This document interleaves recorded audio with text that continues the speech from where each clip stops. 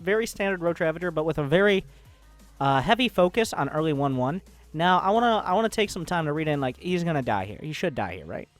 I want to read into the choices that Hydra made, especially, because he had the information. Masa was the one being aggressive, so Hydra had to find a way to defend. So what Hydra did, he got the upgrades before he got the lair. So that means he would have upgrades as soon as possible for his Roach Ravager. So why would you do that? Why are you not taking it? Why are you going for the upgrades first, even though you didn't go for 2-2 that quickly?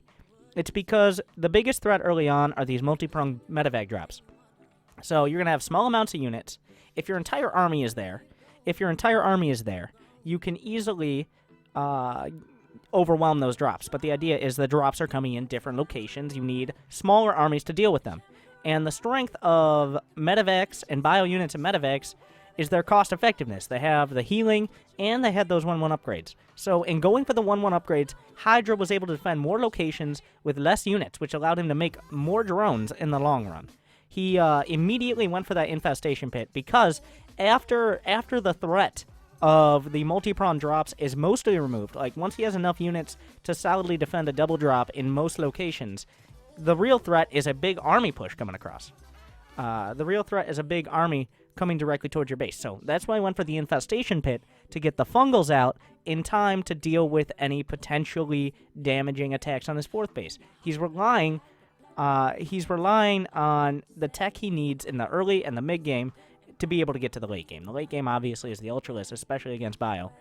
But in going for those early upgrades before lair and then immediately going into fungals instead of 2-2, like he went for the infestation pit, it was pretty much done before he got the 2-2 upgrades. He defended the early game drops. He defended the early game drops with those upgrades cost effectively, and he got the infestors to make sure he would survive until Hive Tech finished. And that was pretty much what ended. Like, this fight, yeah, whatever. This was an inevitable fight. It was going to happen. Even if this fight didn't happen, I think that Hydra was still in a fine position. Hydra still had 4 or 5 bases. He had Ultralist tech. Like, the game was already won at this point. It was what Hydra did before this point that got him here. It was what happened before this point that got him here that was important. So I don't think what I think Masa needed to do is much quicker, start realizing that my opponent is not going to die to drops like he already has, everything locked down, he has a good drone count. You got to go for the cost-effective army composition. I think they restart the stream in a bit. But you got to go for the cost-effective army composition. You got to go for Liberators, Ghosts, Tanks, Planetary Fortresses, Turrets. You're going to have to settle in because Hydra is forcing you into that position. So I think the next VOD comes up in a second. But if you have any questions on these games or any comments, I'm happy to hear them and maybe respond to them. I'm going to load up the next VOD over here because I think they restarted because sound. I don't understand a thing you are saying, but it sounds cool.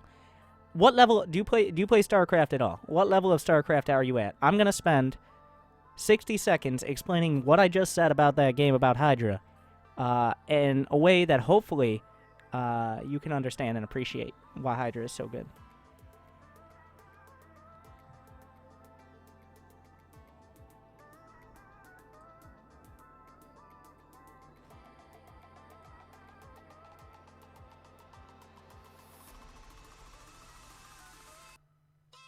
Alright, let me load this up.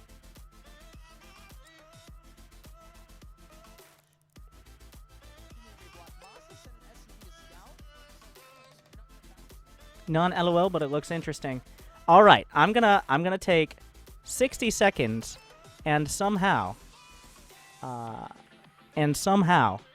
explain the basics of StarCraft. So in StarCraft, the objective is to mine and build up an army.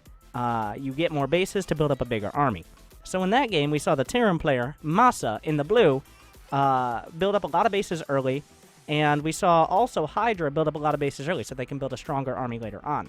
What Hydra did, the Zerg player, he knew he would play defensive, so he focused on making his defensive tools stronger.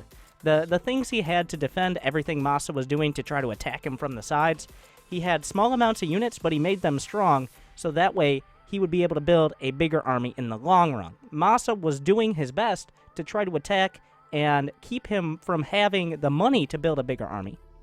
But Hydra had already countered that. And by the time Massa built up a big army of his own, Hydra already had the units that could wipe out all of his units very quickly and overwhelm him before he could do any real damage. And then eventually he built up the bigger army and won the game.